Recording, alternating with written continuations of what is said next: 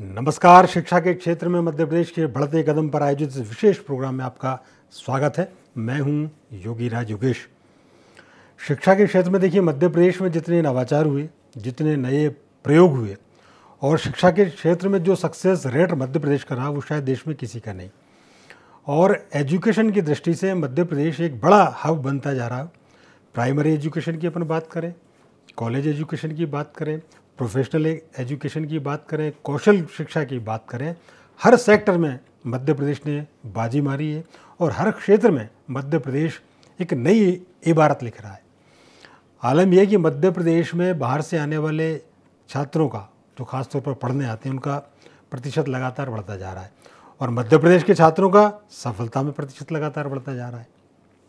तो कहने का एक अर्थ ये है कि मध्य प्रदेश में शिक्षा का एक बेहतर माहौल निर्मित हुआ है और उसमें कहीं ना कहीं सरकार की जो योजनाएं छात्रों के हितों में चलाई जा रही हैं, शिक्षा को बढ़ावा देने के लिए जो चलाई जा रही हैं, प्रोत्साहित करने के लिए बच्चों को जो चलाई जा रही हैं, उनमें कहीं ना कहीं योगदान है।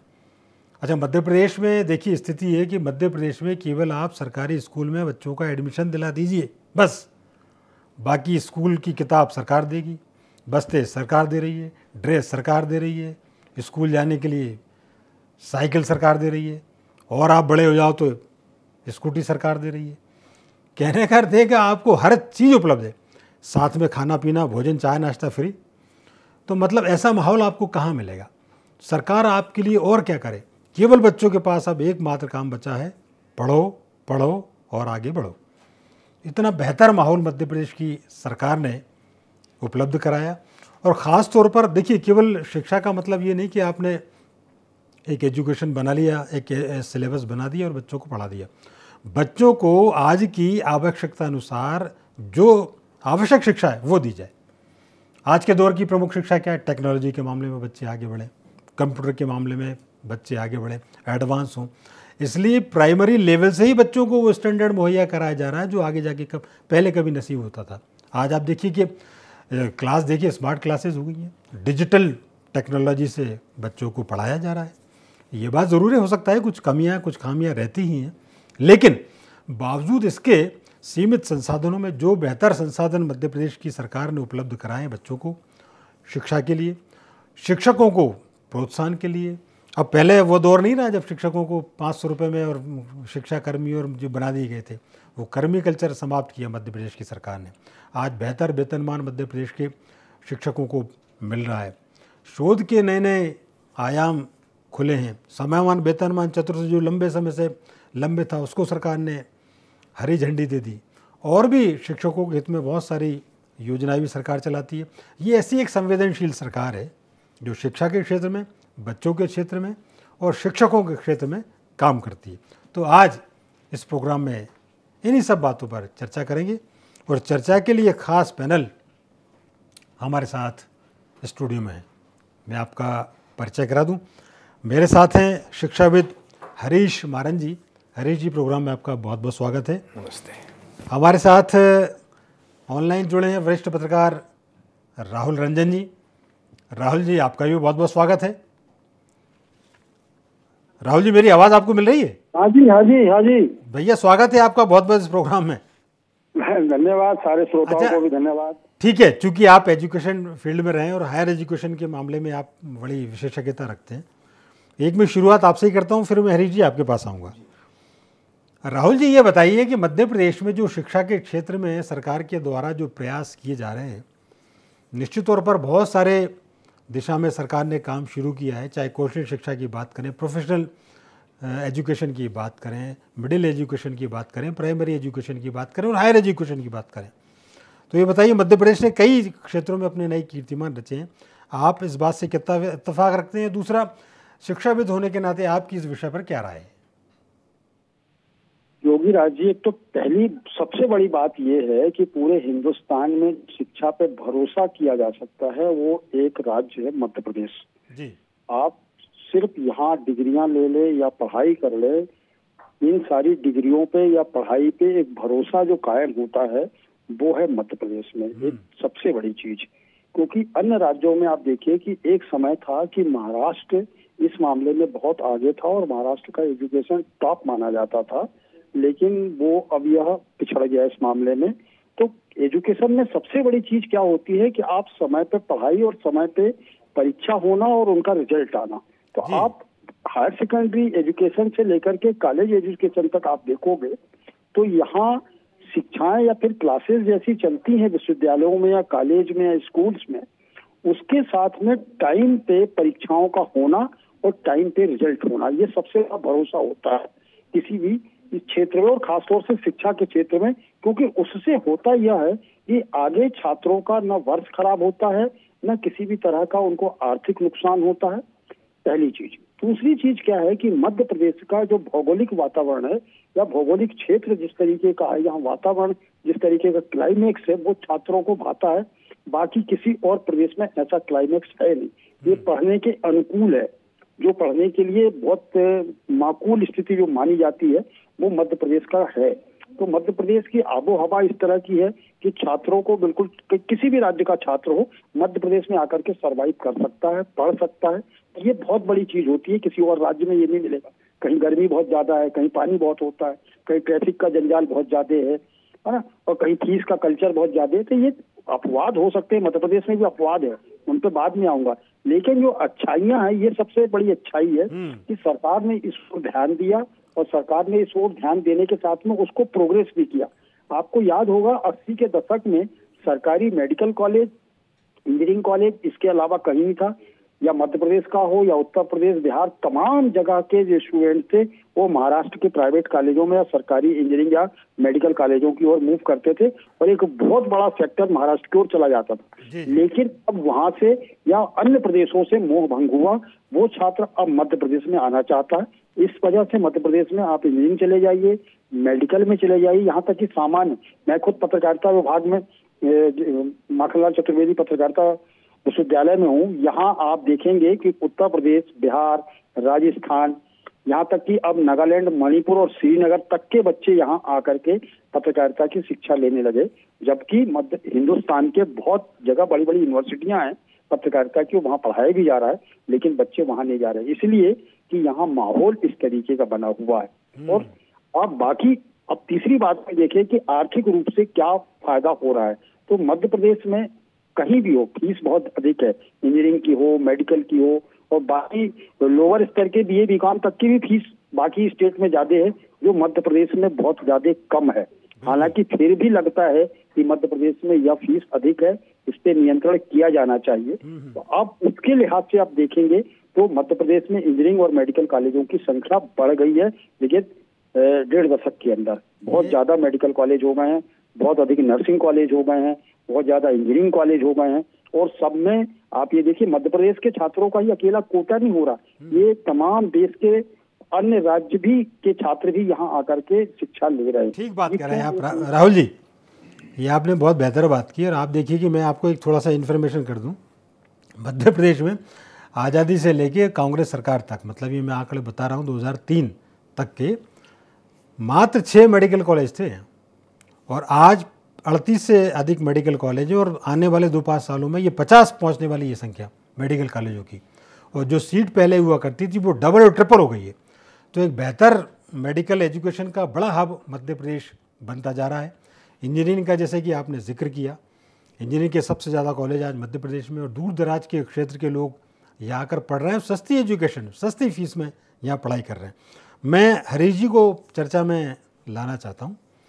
हरीश जी, आप मिडिल प्राइमरी स्कूल लेवल पर आपने बड़ा अच्छा काम किया, राष्ट्रव्यापी आपने काम किया शिक्षा के क्षेत्र में। मध्य प्रदेश सरकार ने जो एजुकेशन को लेकर जो काम किया है, दोनों लेवल पर, प्राइमरी लेवल पर, मिडिल लेवल पर, या होल एजुकेशन पर बात करें, तो आप उसको किस दृष्टि से देखते हैं? यहाँ के माहौल के बारे में थोड़ा, एजुकेशन का कैसा मध्य प्रदेश में माहौल बना, सरकार कितने उसके लिए प्रयास कर रही है? सबको नमस्कार। मध्य प्रदेश शिक्षा के क्षेत्र में बहुत आगे जा रहा है।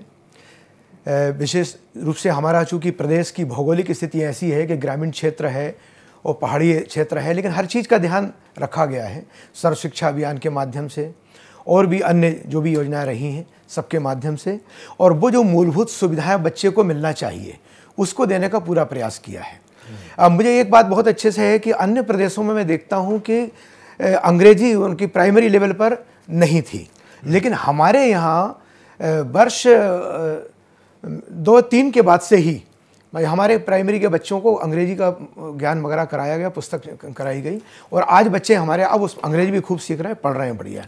और इसके लिए शिक्षकों को खूब प्रशिक्षण भी दिया गया है और अभ्यास कराए गए हैं, और कई योजनाएं ऐसी आई हैं प्राथमिक स्तर पर, माध्यमिक स्तर पर शिक्षकों ने वो प्रशिक्षण ले करके और उनका प्रयोग क्लासों में किया है।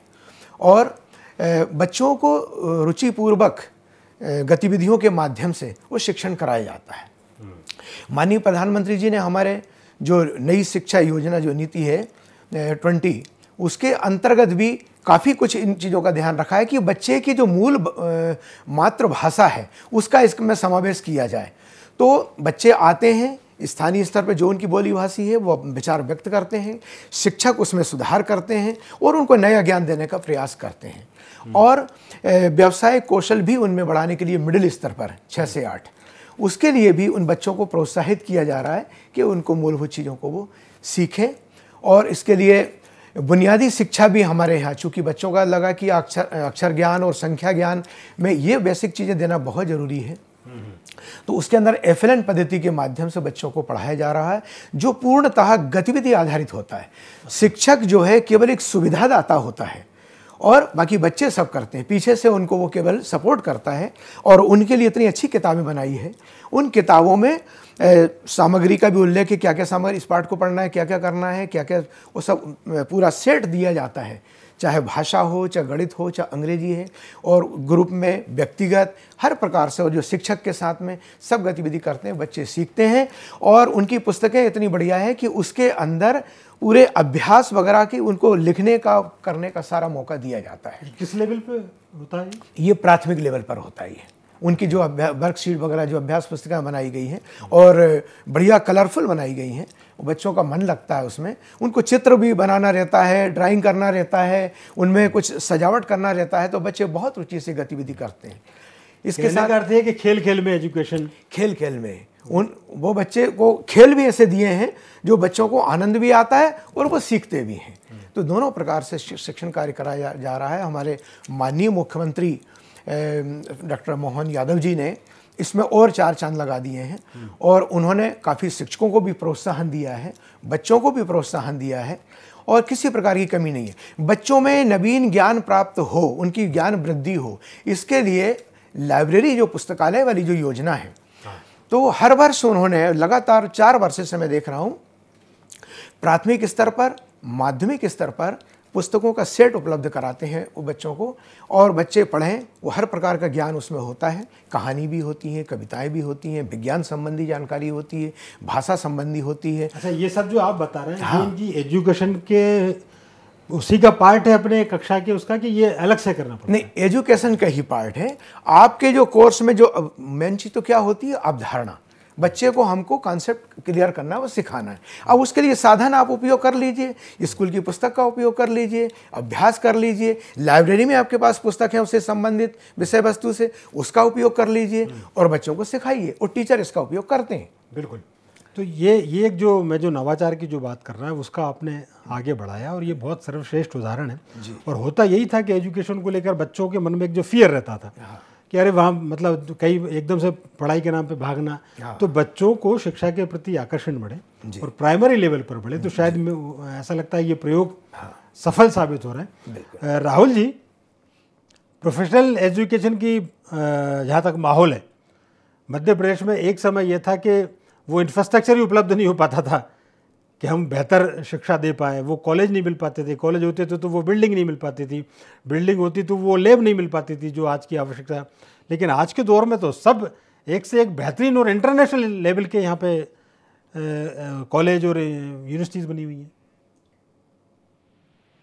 राहुल जी, योगी राज जी, देखिए एक चीज़ बताएं, एजुकेशन में सबसे बड़ी चीज़ वो परंपरागत एजुकेशन अब खत्म हो गया कि सामान्य रूप से आप BA कर लो, BCom कर लो, या फिर 12th पास कर लीजिए। ये चीजें अब आप मान के चलिए कि बहुत दूर की चीज हो गई। अब बच्चा 11वीं पास होने के बाद में या 12th पास होने के बाद में वो प्रोफेशनल स्किल डेवलप करना चाहता है, क्योंकि उसको मालूम है कि आने वाले दिनों में उसे कहीं ना कहीं नौकरियां करना है। इस चीज को बाखूबी यहाँ के प्राइवेट और सरकारी संस्थाओं ने समझा और वो स्किल पैदा करने की कोशिश की छात्रों के बीच में। उसी का नतीजा आप देखिए कि मध्य प्रदेश जो कभी बड़ी बड़ी कंपनियों से दूर था, या छोटी भी कंपनियां समझ लीजिए, या फिर जो प्राइवेट स्तर का स्किल जो जो जॉब दे रहे हैं वहां भी सोचिए, वहां तक मध्य प्रदेश का बच्चा नहीं पहुंच पा रहा था। लेकिन ये स्किल बढ़ने के साथ में और ये जो व्यावसायिकता आई है जिसको उस तरीके से तैयार किया जा रहा है बच्चों को, तो अब बाहर की कंपनियां या देश की कंपनियां हो, देश से बाहर की कंपनियां हो, या छोटे स्तर पे हो, बड़े स्तर पे हो, अब यहाँ के बच्चों पे भरोसा किया जा रहा है। तो आप ये देखिए कि हायर एजुकेशन के बाद में हर जगह आपको मिलेगा कि बड़ी कंपनियां आकर के बच्चों को हायर कर रही हैं और ये कैंपस लगाए जा रहे हैं और कैंपस के साथ में उनका सिलेक्शन हो रहा है, तो जॉब की सुविधा हो गई। एजुकेशन के साथ में व्यवसाय को जोड़ना या एजुकेशन के साथ में नौकरी को जोड़ना, ये मध्य प्रदेश की सबसे बड़ी जीत है। तो मध्य प्रदेश यहाँ जाकर के जीता है क्योंकि देखिए, आप अच्छा एजुकेशन दे दें, अच्छी क्लासें पढ़ा दें, सब चीज कर दें, यदि बच्चे को जॉब नहीं मिलेगा, नौकरी नहीं मिलेगी, तो उसका एजुकेशन किसी मतलब का नहीं बचता। तो अब आप ये देखिए कि सामान्य जो एजुकेशन होता था उसमें भी अब आप व्यावसायिकता को समाहित कर दिया गया है। नॉर्मल यदि बीए बीकॉम भी आप कर रहे हो तो वहां आकर के कंप्यूटर आपके लिए आवश्यक हो गया। कुछ ऐसे कोर्स डेवलप कर दिए गए हैं जो आपके स्किल को बढ़ाते हैं या व्यावसायिकता पैदा करते हैं, जिससे आपको भविष्य में जाकर के जॉब मिल सकता है। सामान्य तौर से बीए बीकॉम यदि आप करके जाते हो, इतिहास पढ़ के जाओ, भूगोल पढ़ के जाओ, इनसे आपको नौकरियां नहीं मिल रही थी, बशर्ते कि आप बीए बीकॉम के साथ में आप कंप्यूटर एजुकेशन को कंप्लीट कर लो। तो ये जो छोटे छोटे स्किल थे जो कभी आईटीआई पूरा करती थी, लेकिन आईटीआई की क्षमताएं उतनी नहीं बची जितनी अब जरूरत बाजार की हो गई है। ठीक बात कर रहे हैं आप रंजन जी। एजुकेशन में और उसके हिसाब से एजुकेशन में परिवर्तन हुआ। ये बहुत बड़े परिवर्तन नहीं, छोटे छोटे परिवर्तन हुए, उससे जाकर के ये फायदा हुआ है। नहीं, ये आप बिल्कुल ठीक कह रहे हैं रंजन जी। आप ये देखिए कि जमाना भी जो है प्रोफेशनल एजुकेशन का जमाना बचा है। जैसा कि आपने जिक्र किया, आप सिंपल आप बीए एमए एमएससी बीएससी भी कर लें तो उससे कुछ होना जाना नहीं है। और सरकार का उद्देश्य भी ये है कि बच्चों को न केवल पढ़ाया जाए बल्कि ऐसा पाठ्यक्रम कि वो नौकरी करने की बजाय बिजनेस करना या अपनी कंपनी खोलने के लिए प्रेरित करे, अपने पैरों पर खड़ा होने के लिए प्रेरित करे, आत्मनिर्भर बनाने के लिए प्रेरित करे। ऐसे कोर्सेज शुरू किए गए और समय की मांग के मुताबिक कोर्सेज शुरू किए गए। जैसे आजकल डिजिटल का ज़माना है, साइबर क्राइम लगातार बढ़ रहे हैं, साइबर के कई सारे कोर्सेज शुरू किए गए। कंप्यूटर के क्षेत्र में, आईटी के क्षेत्र में जो आवश्यक जो ज़रूरी चीज़ें हैं वो शुरू की गई। स्पेस को लेकर कई सारे प्रयोग किए गए, कई सारे पाठ्यक्रम शुरू किए गए। हरीश जी, एक चीज़ ये ज़रूर है कि अब जैसे सरकार ने पीएमसी स्कूल खुले, एक्सीलेंस स्कूल खुले, पूरे मध्य प्रदेश के 55 जिलों में इनकी शुरुआत की गई। अब ये मुझे थोड़ा सा बताइए कि इन स्कूलों का कैसा माहौल है, क्योंकि रिजल्ट भी बड़ा ज़बरदस्त रहा, आशानुकूल परिणाम इनमें आए।